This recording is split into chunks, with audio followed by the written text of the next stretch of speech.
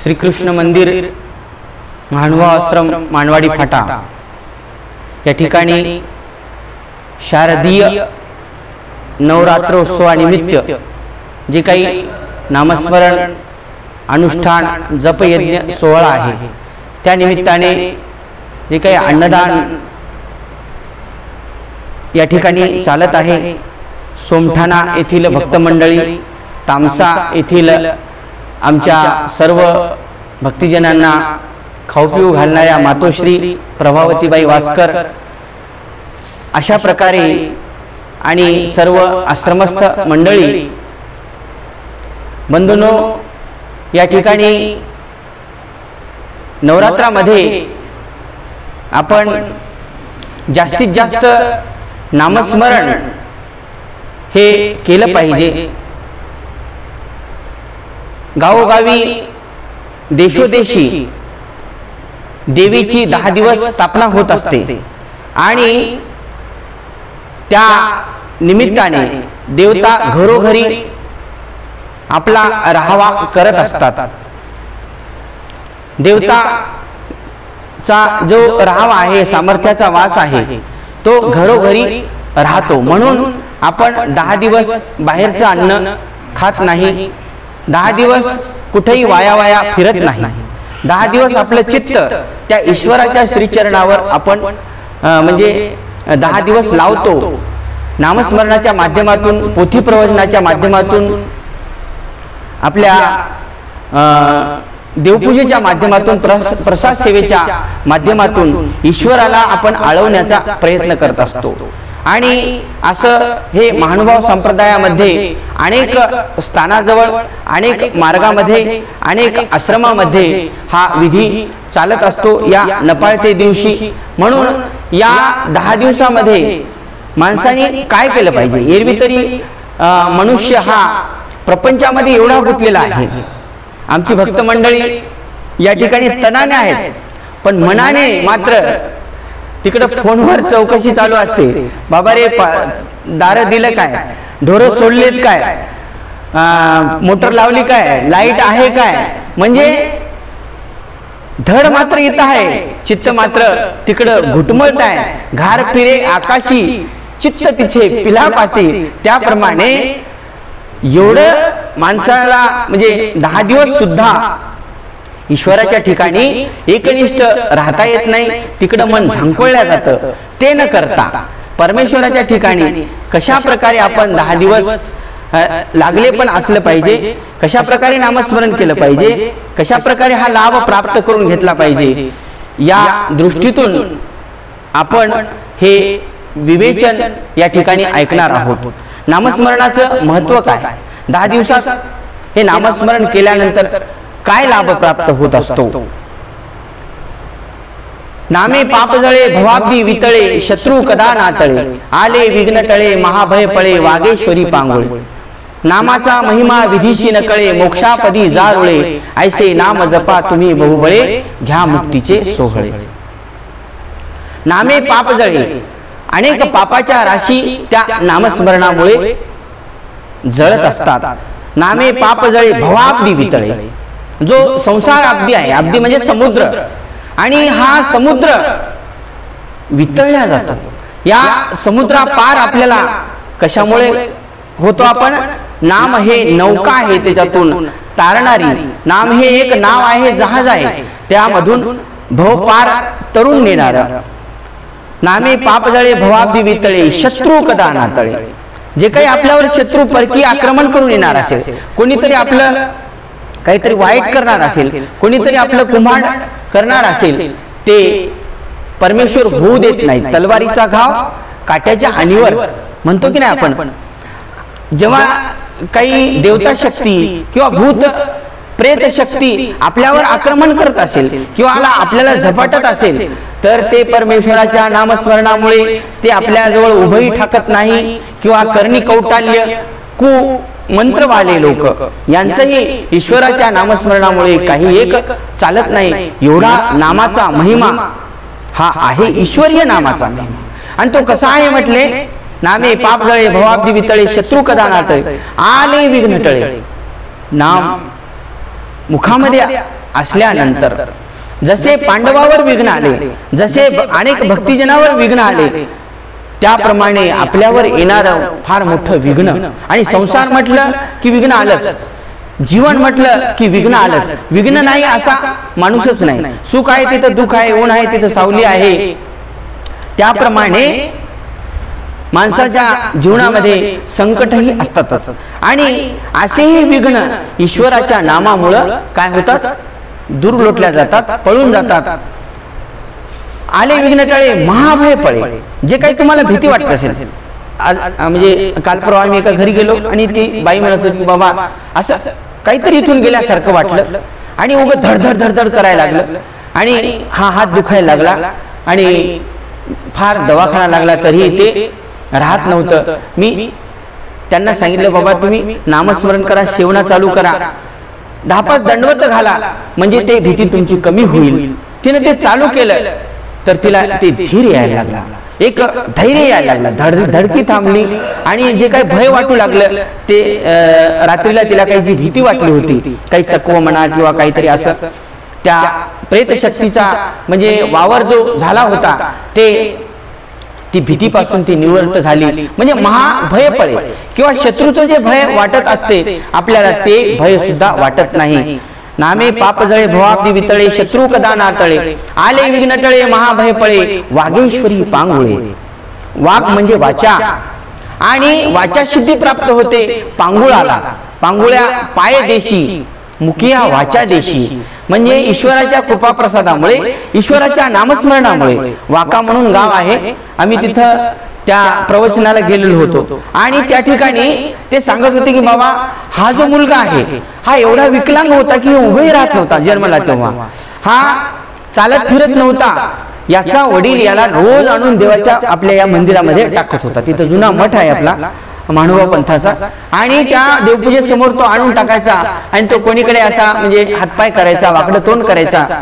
आणि देवाची काय लीळा, रोज रोज रोज रोज तो तिथं आणून टाकत असल्यामुळं तो वडील नामस्मरण करायचं की माझ्या लेकराला हातपाय दे देवा, असं म्हणून तो प्रार्थना करायचा. त्याला हळूहळू थोडी थोडी वाचा फुटायला लागल्यानंतर त्याला वाकडं तिकडं का होईना देवाचं नाम तो घ्यायला लावायचा. असं करत करत त्याला हातपाय आले आणि तो कालच्या कार्यक्रमामध्ये व्यापार करत होता, कामधंदा करत होता. म्हणजे ईश्वराची लीळा अशी आहे की वागेश्वरी पांगुळे. वाचा गेली तर त्याला वाचा सिद्धी येते, पांगुळ्याला पाय मिळतात, खुळ्याला हात मिळतात. अशा प्रकारे ईश्वरावर एकनिष्ठ श्रद्धा असली पाहिजे. वागेश्वरी पांगुळे नामाचा महिमा, त्या ईश्वरीय नामाचा महिमा, त्या परमेश्वरीय नामाचा महिमा विधीशी न कळे. ब्रह्म्याला सुद्धा कळाला नाही. ब्रह्म्याने श्रीकृष्ण महाराजाचे गोप गाई वासर श्रीकृष्ण महाराजांना परेशान करण्यासाठी किंवा त्यांचं मानहानन करण्यासाठी त्यांनी काय केलं, गाई गोपच लपवले मायावी शक्तीद्वारे. स्वामींकडे अनंत शक्ती आहेत. ज्या देवतेकडे शक्ती आहेत त्या ईश्वराकडे आहेत, आणि ज्या देवतेकडे शक्त्या नाहीत त्या ईश्वराकडे आहेत. म्हणून ईश्वर हा जीवा देवतेपेक्षा श्रेष्ठ आहे. आणि नामाचा हा महिमा त्या ब्रह्म्याला सुद्धा कळाला नाही. त्या गोपगड्यांनी, त्या सर्व भक्तांनी ईश्वराचं नामस्मरण केल्यामुळं त्या ब्रह्म्याचा गर्व हरण झाला. नामाचा महिमा विधीशी न कळे. इंद्र चंद्राधिक 81 कोटी 1,10,00,000 दैवतांना सुद्धा त्या ईश्वरीय नामाचा महिमा कळत नाही. विधी म्हणजे ब्रह्मा, तो प्रजापती आहे, तो सृष्टीचा रचयिता आहे. अशा या ब्रह्म्याला सुद्धा ईश्वराचा नामाचा महिमा कळलेला नाही. नामाचा महिमा विधीशी न कळे मोक्षापदी जा. असं नाम स्मरण करून तुम्ही मोक्ष प्राप्तीला जा. मोक्षापदी जा रुळे, सोपा करून घ्या तो मोक्ष मार्ग. आणि तो मोक्ष मार्ग तुमच्या इतर कोणत्याही गोष्टींनी सोपा होत नाही. त्या परमेश्वराचं नाम आठवल्यानंतरच त्या ईश्वराला अभिमान होतो. पहाट गान भाट धाडिवे, नाम उच्चारिती आणि द्यावी द्यावे ऐशीची उपजे. पहाट म्हणजे पहाटेच्या वेळेला, गान म्हणजे गाणे म्हणणारे, भाट म्हणजे स्तुती पाठक, धाडिवे म्हणजे पांगुळ. जे लोक आहेत सातारापासून म्हणतात की दान पावले कोण बारावला, दान पावले धोंडबारावला, दांड पावले, भीमरावला असं आपल्या पूर्वजाचे नाव घेतात. आणि मग घरामधल्या त्या बाह्या बापड्यांना वाटतं की आपल्या सासऱ्याचं, आपल्या दिराचं, आपल्या कोणा पूर्वजाचं नाव घेतलं, आजा पंजाचं, म्हणून त्याला दान देतात. कोण आस्तेर, पायली, शेर तो कोणाच्या घरी मागायला जात नाही. झाडाखाली सातरा पसरवतो आणि वर झाडावर जाऊन मोठमोठ्याने सकाळी ओरडत असतो, गळा काढून तो पांगुळ. त्याप्रमाणे घरच्या गावातल्या लोकांना पूर्वजाचं नाव घेतलं म्हणून अभिमान वाटतो. जर जीवाला जीवाचा एवढा अभिमान वाटत असेल तर परमेश्वराचं नाम सातत्याने घेतल्यानंतर त्या ईश्वराला का अभिमान वाटणार नाही. जसं एखाद्या काही पद पाहिजेत असेल, जसं एखादं काहीतरी आपल्याला वशिला लागतो काहीतरी मिळण्यासाठी, काहीतरी काम होण्यासाठी, काहीतरी आपण तिथे विनवणी करतो, काहीतरी त्याला साहेब साहेब म्हणतो, तेव्हा त्याला मोठेपणा वाटतो आणि मग आपलं काम करतो, आपली सही मारून देतो. तसं कोणाचीही स्तुती केल्याशिवाय, कोणालाही विनंती केल्याशिवाय कोणी आपल्या घरी येऊन देऊ शकतं का? आपली कर्जमाफी आपल्या घरी येऊन होऊ शकते का? बँकेत जावं लागतं, साहेबाला साहेब म्हणावं लागतं, अनेकाची विनंती आळवणी करावी लागते, तेव्हा ते काम होतात, तेव्हा ते कर्जमाफी होते, अनेक अडकलेले कामं होतात. त्याप्रमाणे परमेश्वराला आळवल्यानंतर, दे रे हरी पलंगावरी म्हणल्यानंतर मी काहीच करणार नाही, मी देवाचंही नाम घेणार नाही, देव काय या जगात आहे का, देव काय सत्य आहे का, आणि देव आहे तर मग का दिसत नाही, असं जो म्हणणारा नास्तिकवादी आहे याच्याकडे देव ढुंकून पाहिल का? नाही. जो भक्त आहे, स्वामी काय म्हणतात, आम्ही जो आमचं नाम घेतो की स्वतःच्या पुत्राचंही परमेश्वराला काही वाटलं नाही. जे काही 56 कोटी यादव झुंजू मेले तरी ईश्वराला त्याचं काही वाटलं नाही. स्वामी म्हणतात की उद्धवार्जुनाचे केस जरी वक्र होते तरी एरीवाईचे ढोळ एरीवाई की जय, म्हणजे या ब्रह्मांडाचं उलथा पालट त्या ब्रह्मांडात करेल असं स्वामी म्हणतात. म्हणून नामाचा महिमा हा अपरंपार आहे. आणि त्या पूर्वजांना जसं नाव घेतल्यानंतर त्या बाह्या जशा दान देतात, तसं परमेश्वराला त्याचं नाव घेतल्यानंतर दान देण्याची प्रवृत्ती होते, जीवाची कणव उत्पन्न होते आणि त्याच्याकडे परमेश्वर झांकळतो. तो कशानेही आकळला जात नाही, तो कशानेही बांधल्या जात नाही, फक्त एकाच गोष्टीमुळे बांधल्या जातो, आकळला जातो, तो म्हणजे त्याच्या नामाने आपल्याकडे आकर्षिला जातो. आपली त्याला आवडी वाटायला लागते, आपली त्याला आवडी वाटायला लागते. अशा प्रकारे ईश्वराच्या नामाचा महिमा आहे. आणि मग नाम ईश्वराचे अनंत असतील. प्रत्येक अवताराचे नामही वेगवेगळे आहेत. जसे गोपालकृष्ण महाराजांचे 100च्या वर नाव आहेत. दामोदर असेल, मुरलीधर असेल, म्हणजे कन्हैया असेल, अनेक नाव आहेत. श्रीकृष्णाचे मुकुंद आहे. तर अशा या नामाने म्हणजे उद्धार होईल का? नाही. ही तो पण नाव आहे. जसे एखाद्याचं नाव पिंटे आहे, एखाद्याचं नाव डल्ल्या आहे. भीमराव पाटलाच्या मुलाचं नाव काय? डल्लू. म्हणजे हे त्याचं खरं नाव आहे का? कागदोपत्री नाव काय आहे? तुमच्या कागदोपत्री जे आपल्या आई बापांनी राशीमध्ये ब्राह्मणांनी पाहिलेलं नाव, आणि त्या नावाचं आपण कानामध्ये फुटतो बारसाच्या दिवशी, ते नाव खरं असतं. पूर्वज आपले जुने लोक कानामध्ये नाव फुटतात, ते नाव खरं असतं. आणि तसंच ईश्वराला जे नाम स्वीकारायचं आहे ते वरून स्वीकारतात. मातेच्या गर्भात यायच्या अगोदर स्वरूपोनी त्या नामाचा स्वीकार करत असतात. म्हणून त्या नामाचा अभिमान ईश्वराला असतो. आणि मग आपल्या नामामध्येही भेद आहे की बाबा आता नाम घेतलं पाहिजे कोणतं, चक्रधर घेतलं पाहिजे का चांगदेवराव, हे आता तुम्हाला पुढे सांगेल. परंतु त्या अगोदर हे सांगायचं आहे की श्रीकृष्णाचे अनेक नाम आहेत, परंतु खऱ्या नामाने त्या ईश्वराच्या नामस्मरणाचा जे काही लेखी लागणार आहे ते कोण्या नावाने लागणार? श्रीकृष्ण चक्रवर्ती. श्रीकृष्ण हे नाम ईश्वराने अवतार घेण्या अगोदर ठरवून घेतलं होतं की कोणीतरी ब्राह्मण येणार आणि तो माझं नाव ठेवणार, आणि त्या ब्राह्मणाने स्वामींचं नाव ठेवलेलं आहे. त्याचं मला वाटतं गागा भट्टास काहीतरी आहे. तर त्या श्रीकृष्ण नामाचा अभिमान ईश्वराला आहे, म्हणून इतर नामाने वेगळे. त्याचप्रमाणे चक्रपाणी महाराजांचं सुद्धा नाव काय आहे? चक्रपाणी इकडच्यांनी ठेवलं, आजुळातल्यांनी चांगदेव ठेवलं, परंतु ईश्वराला चांगदेव हे नाव स्वीकारायचं होतं. गोविंद प्रभूचं तसंच आहे, अनेक नाव आहेत, परंतु गुंडम या नावाचा तिथं स्वीकार आहे. चक्रधर स्वामींचे अनेक नाव आहेत, नगीन देव, मौन्य देव वगैरे वगैरे. स्वामीला अनेक अनेक भक्तिजन वेगवेगळ्या नावाने म्हणतात. हे आमचे नगीन देव मा, हे आमचे मौन्य देव मा, हे माझे चक्रधर स्वामी. हे म्हणायला ठीक आहे, वास्तविक त्या नामाने म्हणजे गोमटे लागतात, पुण्यरूप क्रिया लागतील, परंतु जो काही उद्धार आहे तो जो काही ईश्वराला त्याचा तोष वाटणार आहे तो तितकासा वाटणार नाही. जसं एखाद्याला पिंट्या म्हटलं आपण, त्याला ठीकच बरंच वाटेल, परंतु जे काही त्याचे कामं होणार आहेत, कागदोपत्री व्यवहार जे काही त्याचे सातबारा तुटणार आहेत ते काही डल्ल्या किंवा पिंट्या नामाने तुटणार नाहीत. त्याला त्या कागदोपत्री व्यवहाराचाच काय पाहिजे? दाखला आणि पुरावा पाहिजे आधार कार्डावर.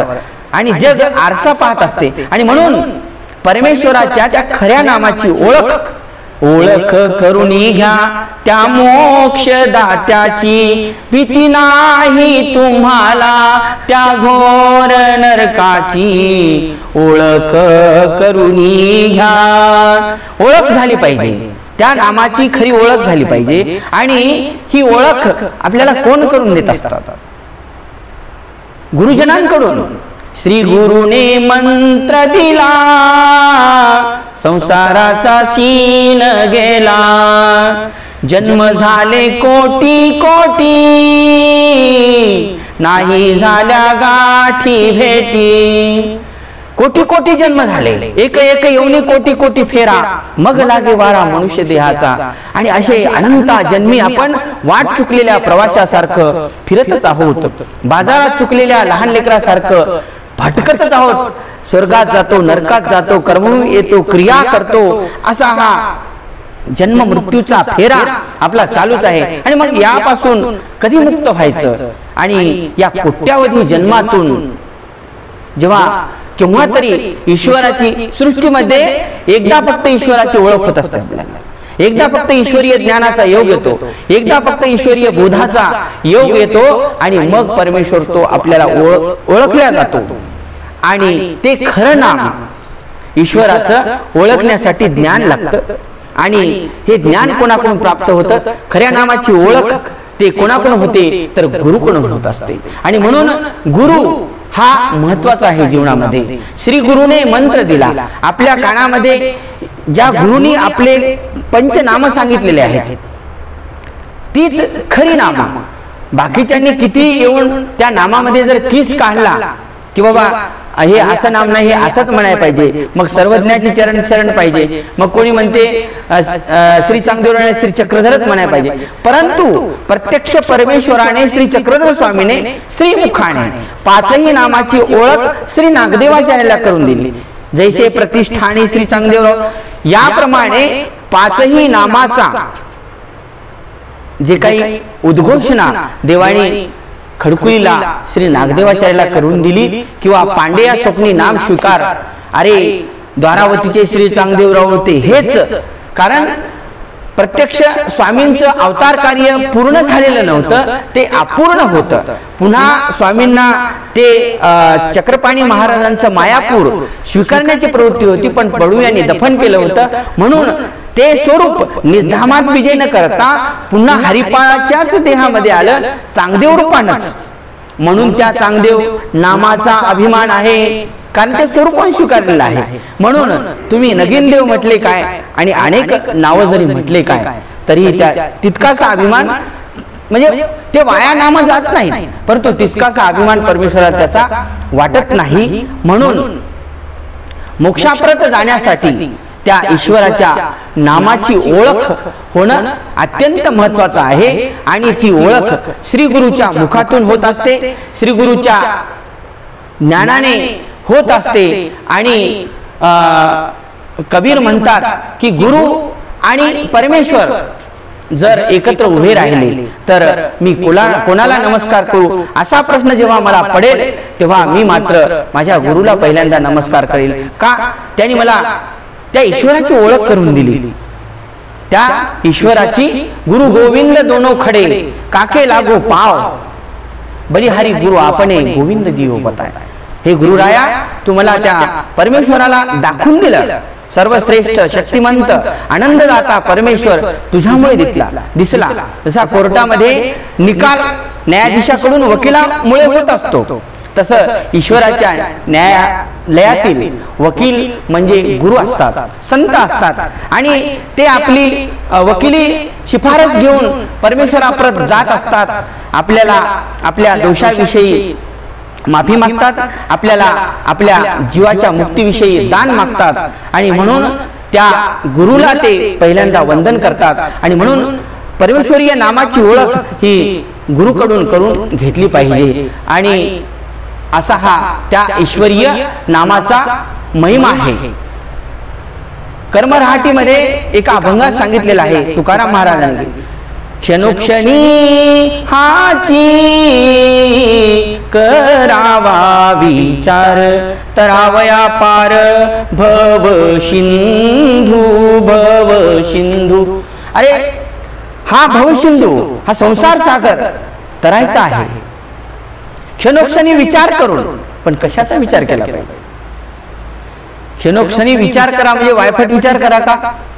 ढोर सोडले का नाही, गाई बांधल्या का नाही, शेतात गेले का नाही, शेण काढलं का नाही, हा विचार करून मुक्ती मिळणार आहे का? नाही. क्षणोक्षणी विचार हा ईश्वरीय आठवणीचा करायला पाहिजे, त्या ईश्वराचा विचार करायला पाहिजे. आणि म्हणून क्षणोक्षणी प्रभूचे नाम स्मरा, सौखी शांती मिळे अंतरा. क्षणोक्षणी हा विचार करायचा भवसिंधू तरण्यासाठी की त्या ईश्वराचं नामस्मरण केल्यानंतर जीवाला शांती मिळते, जीवाला एक अलौकिक लाभ होतो, जीवाला एक अलौकिक आनंद होतो, जीवाला एक मुक्ती मिळते. आणि त्या मुक्तीप्रत जाण्याचं साधन, या भवसिंधू मधून तरण्याचं साधन ते म्हणजे नाम, आणि ते म्हणजे विचारपूर्वक घेतलं पाहिजे. नसुद नामस्मरण केलं किंवा गाठी अशी भरा गाठी फिरली आणि इकडं बाकीच आपण बडबड करतो आहे, तर ते नामस्मरण लेखी लागत नाही. पूर्ण नाम घेऊन एक एक मणी ओढला तर ते नामस्मरण लेखी लागतं.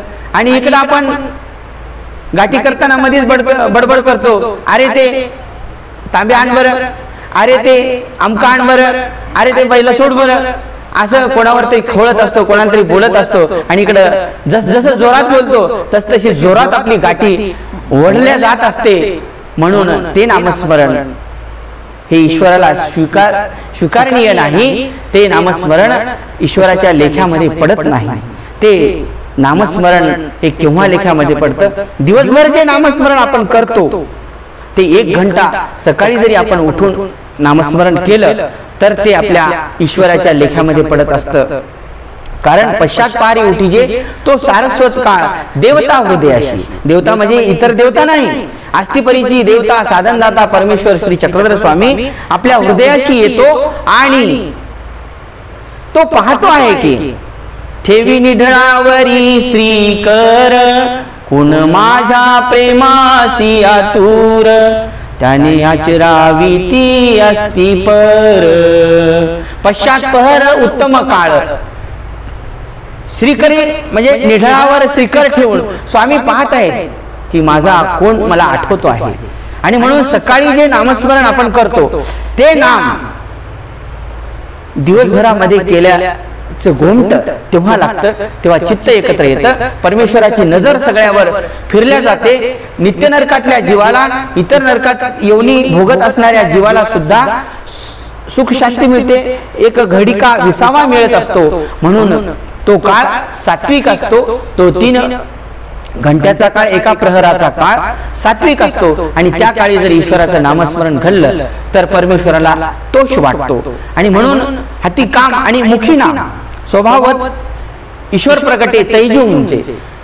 काम करत असताना, झाडत असताना, खुरपत असताना, निंदत असताना, काही काम करत असताना ईश्वराचा जर सातत्याने आठव झाला, जसं तहान लागली की पाणी पाहिजे, भूक लागली की जेवायला पाहिजे, लघवी आली की लघवीला जातो, हे जसे संकेत शरीराचे आपल्याला मिळतात तसे तोंडाला संकेत मिळाला की अरे तुझं आज नामस्मरण राहिलेलं आहे. बसता उठता स्वयंपाक करताना, भांडे घासताना जर ते नामस्मरण घडलं, बसता उठता ईश्वराचा आठव जर घडला, स्वभावात ईश्वर प्रगट आहे. म्हणजे स्वभाव अष्टस्वभावाला जसं आपल्याला संकेत मिळतात शरीराला, की लघवीला आले की लघवीला जातो, भूक लागली की खातो, तहान लागली की पाणी पितो, झोप यायली की झोपतो, त्याप्रमाणे तो स्वभावात ईश्वर आपल्याला प्रगटला पाहिजे. तेव्हा ईश्वराची खरी ओळख होते, तेव्हा आपल्याला या संसारातून मुक्ती मिळते. आणि म्हणून हा ईश्वर आठवण्यासाठी जीवाला तसं बांधून घ्यावं लागतं, इंद्रियाला तसं बांधून घ्यावं लागतं, मनाला तसं बांधून घ्यावं लागतं. आणि तसं ते नामस्मरण सातत्याने घडलं पाहिजे. आणि ते प्रत्येकाकडून घडोत नामाचे 10 ठाय सांगितलेले आहेत, की नामे वेद, नामे बोध, नामे अनुसरण, नाम वर पडते आकाश धरी, नाम साह्याते करी, नाम प्राप्ती ते करी. अशा प्रकारे नामाचे हे 10 ठाय आहेत. आणि ते 10 ठाय आपल्याला प्राप्त झाले पाहिजे. आणि ते नामस्मरण विधिवत प्रत्येकाला घडलं पाहिजे. नवरात्र झाली म्हणजे आपल्या गाठ्या निघतात. मग त्या गाठ्या कोणाचा दोरा तुटलेला असतो, कोणाची चंपी तुटलेली असते, कोणाचा घोणा तुटलेला असतो. मग इथं ते नीट करण्यातच 1-2 दिवस जातात. मग ती लाखोळी करण्यातच 1-2 दिवस जातात. मग गाठी करी खुटी आणि देव करी पेटी. इतर वेळामध्ये देव आपली देवपूजा त्या पेटीतच वाट पाहते, माझा भक्त केव्हा येतो मला नमस्कार करतो. आणि गाठी वाट पाहते वर्षभर, भक्त केव्हा येतो मला हातात घेईल आणि नामस्मरण करेल. परंतु हा भक्त त्या गाठीकडे काही जात नाही, हा भक्त काय त्या पेटीकडे जात नाही. आणि असं करत करत ईश्वराच्या त्या विशेषामधली जे काही शक्ती आहे ती उदासीन पावल्या जाते. आणि मग तिथलं सामर्थ्य निघो पाहत असे.